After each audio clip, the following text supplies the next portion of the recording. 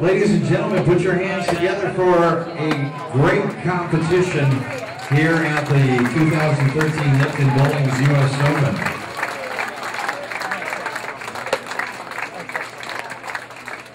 Time now to meet the finalists again tomorrow. Preliminary matches at approximately 9:30. Then we'll reseat at 11 a.m. and we'll go live to ESPN tomorrow at noon.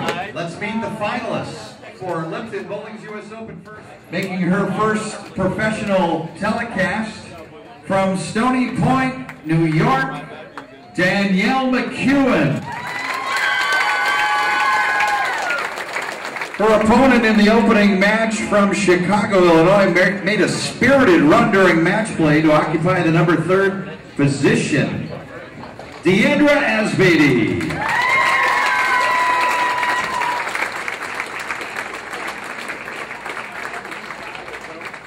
The winner of that match will meet our semifinalists live from Cheektowaga, New York, looking for her 3rd U.S. Open victory, LJ Liz Johnson.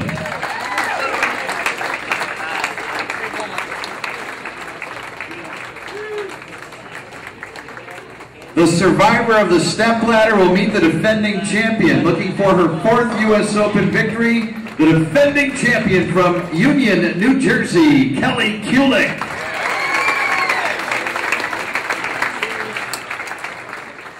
In 2013 Lipton Bowling's U.S. Open, our number 4 qualifier from Pflugerville, Texas, looking for his first career major title, Strike-A-Lot Wes Malott.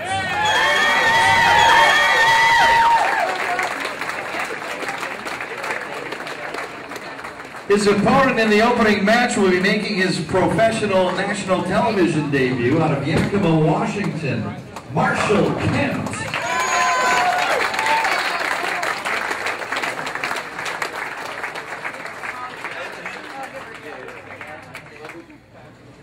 The winner of the opening match will meet a PBA Hall of Famer in the semifinal from St. Ann, Missouri, looking for his 6th unprecedented U.S. Open title, defending champion, Pete Weber.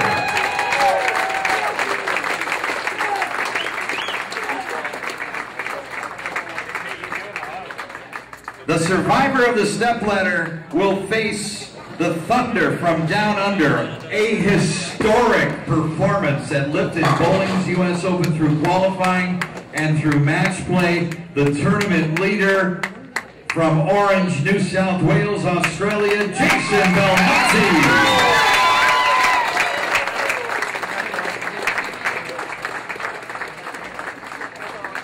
Ladies and gentlemen, your 4 finalists in the men's and women's division in bowling's U.S. Open. Please stop by for a beverage and check out the live music on the way out tonight. And then we'll see everybody tomorrow at Columbus. That checks will be ready in about 20 minutes here at Wayne West. Here with Belmo, Jason Belmonte. He's our number 1 seed. Belmo, talk a bit about the equipment you used this week. Right, I used a lot of the High Road Pearl. I had 2 of them that I used predominantly all week. It was a pin down and a pin up one, and basically between the 2 of those, after about a game or so in, I could pick one. You know, if it was a roll in a little bit too late down the lane, I could just go to the pin down and start it up a little sooner. If it was reading a little too soon, I can go straight to the pin up one. I also used a lot of the Marvel S. Especially when the back ends were just that little bit tighter and I needed something to roll up a little heavier. I used that quite a lot. And then tonight and in the most of the match play rounds, I used the Shatter from Roto Grip, which it just allowed me to create just that little bit extra angle down lane with a heavier roll, unlike the High Road Pearl, which is a little bit more snappier, anglier. Anglier, is that a word? It is now. So I had a great range of equipment, and obviously, you know, we swept both men's and women's spots for the TV show. It's got to be obvious now that Storm and Roto Grip have the best balls in the world. Here with Pete Weber, my friend, our 2 seed for tomorrow. And Pete, obviously, I pull for you all the time, and you did it, bud. You made the telecast again. Yeah, I did. thank God I had so many pins to work with tonight. But you know what? It's been grinding all week. Tonight, lane's got a lot tougher for everybody tonight. So you know, it just tried to fill frames, and you know, 190 was a good game. 180 was a good game if you know, because you could win with 180 tonight. So. But I'm happy as can be to be able to say that I actually made the show after winning a U.S. Open, so I actually do get to defend my title. You do get to defend your title. It was in 3 different bowling centers this week. We've been interviewing everybody, and everybody's really fatigued. And obviously you're over age 50, and you won last year. What is it that's allowed you to continue to compete at this level? Oh, I think it's my ability, my desire, my will to win. You know, people said I wouldn't last 30, and I laughed at them for saying I would never last past 30 in this game because of my style. And look at me now. I'm going to be 51 in August. This is my 33rd year out on the tour. I got no plans of slowing down. I love it. Marshall, tell me a little bit about the equipment you've been using this week. I've been sticking to 2 balls mainly, mostly the IQ Tour Solid. I have a low pin on that with a hole, and I've been throwing that on the fresh every single game basically. And then my ball down from that's a High Road Pearl. It's drilled above my bridge with a hole in it as well, and it's been a nice 1-2 combo. And after that, it's kind of a guessing game because they transition so weird. But the first few games, I've got a nice little 1-2 punch to go to. Here with our 4-seed, Wes Malott. Wes Malott coming off a knee injury. Wes, it's got to feel good to be bowling good. Absolutely. It's good to have my legs back under me. You know, even towards the end of the tournament here, obviously it's a lot of games and it's a grind. Tonight was definitely the hardest for me, just kind of running out of gas. I think we all kind of were. Knee starting to tighten up a little bit on me, so I need to get off of it, get some ice on it, and prepare for tomorrow. Wes throws Roto Grip. He represents the brand. Roto Grip is from Utah. What's it like to represent Roto Grip? And talk a little bit about the balls you had to use this week. Well, you know, I've been a part of other companies within the industry. Storm and Roto Grip have by far been, you know, the best company all around. And they're great people back in the office. The company as a whole is unbelievable. And that's not to even mention the equipment that they produce. It's fun to be a part of a company, especially in my position, having pro shops at home, to have the confidence to put the equipment into my customers' hands along with mine, and it's just fun. It really is. Here with yet another exhausted competitor, Kelly Kulick. She won last year. She's throwing Storm this year. Kelly, congratulations on being the #1 seed, and talk about your ball selection a little bit this week with Storm. Deep down inside, I'm jumping for joy right now. I'm just exhausted. All week long, we've had a good game plan. I used the Defiance Soul. I used the IQ Tour a little bit, but really the ball to go to in my bag was the Marvel Pearl and the High Road Pearl, the 2 new additions, or the new addition of the High Road Pearl. Those balls rebounded for me when I needed to throw it to a spot, and I just had confidence in them all week long. I talked to you in Detroit. You were trying to find some new things in your swing. You've come over to Storm. You're in a position now where you can repeat as champion. What would that mean to you? Unprecedented. I mean, I've led this tournament 3 years straight in a row. I want to defend my title and repeat. I've never done that. It would just be another feather in my cap. It would be a huge accomplishment within my resume. And, you know, just to show the folks back home, I'm throwing Storm. I have the confidence, and I haven't lost my touch. I'm here to compete regardless, men, women, boy, girl. I want to bowl.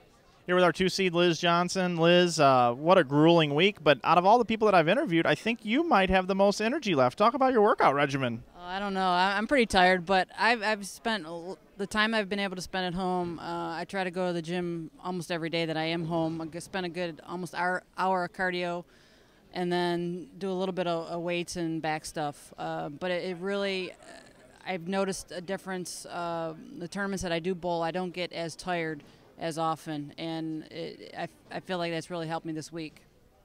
Yeah, Liz, obviously you led for a while this week. You and Kelly, it was back and forth. You two both compete against the men a lot. Talk a bit about what it was like just to compete against women this week. It was a tough field.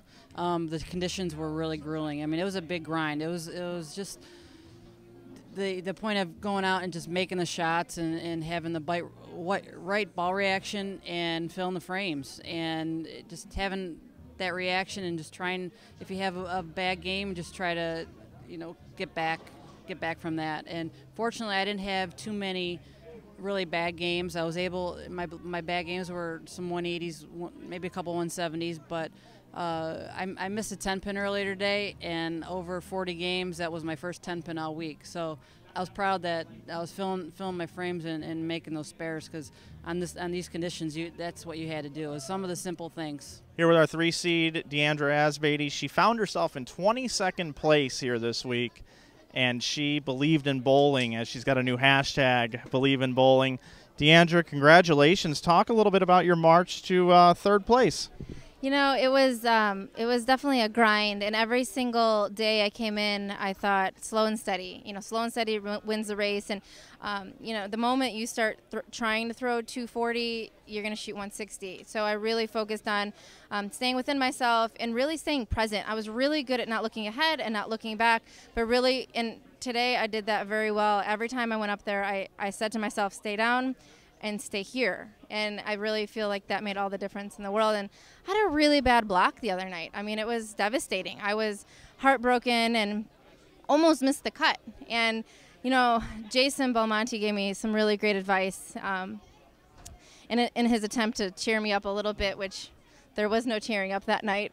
But he said something that really resonated, and he said, it's moments like these that define you as a champion, and you have to choose how to deal with it. And I remember that, and of course I'll never give up, but I'll never give up hope either. And I always thought that I could get there, and I never stopped believing.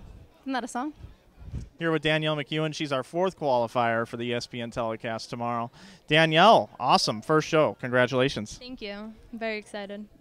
You went to Fairleigh Dickinson. You won a national championship. You've also been Collegiate Player of the Year. We've seen a lot of people do that in the past and break through in tournaments like this. It's got to be a great feeling moving forward, and you got to like your chances tomorrow. Yes, definitely. I mean, this was my first kind of big girl tournament since I've been done with college, so I'm pretty happy with how it's going so far. Yeah, you made your first show. That's pretty impressive. And there's a special someone over on the men's side, too, that made it. Talk a little bit about who that may be. My boyfriend Marshall Kent also made the Final Four, so rooting for him, rooting for myself. Hopefully I'll see him at the end. I'd like to kick his butt. That would be fun. I was just going to ask, if you bowled him in the Battle of the Sexes, have you guys talked about that yet? No, we haven't talked about it at all. I tried to not really think about making the finals or getting to this point at all, and just staying in the moment and bowling one shot at a time. Plus, I'm very superstitious. You don't want to jinx it, so we haven't talked about it at all, but I'm sure it's on both of our minds now.